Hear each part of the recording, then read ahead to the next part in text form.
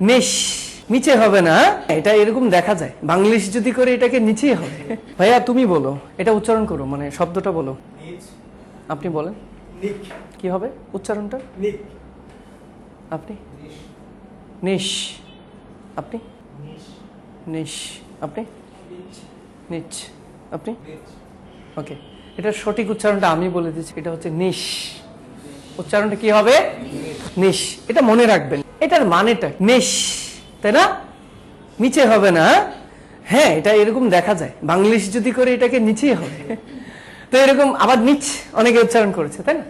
তো এটা হইতেই পারে। আসলে দেখেন, এটার উচ্চারণটা হবে নিশ।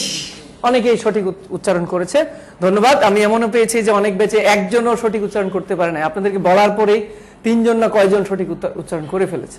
এই জিনিসটার মানে হচ্ছে নির্দিষ্ট কোনো ক্যাটাগরি, নির্দিষ্ট কোনো ক্যাটাগরি, কোনো সাবজেক্ট, কোনো বিষয়।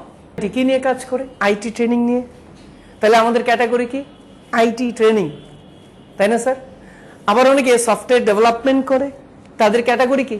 Software development. তাহলে তাদের নিশ কি? সফটওয়্যার। আমাদের নিশ কি? আইটি ট্রেনিং, আর আমাদের নিশ কি? তাহলে স্যার নিশ বুঝছি। নিশ মানে কি? একটা টপিক, একটা ক্যাটাগরি, একটা সাবজেক্ট অথবা একটা বিষয়।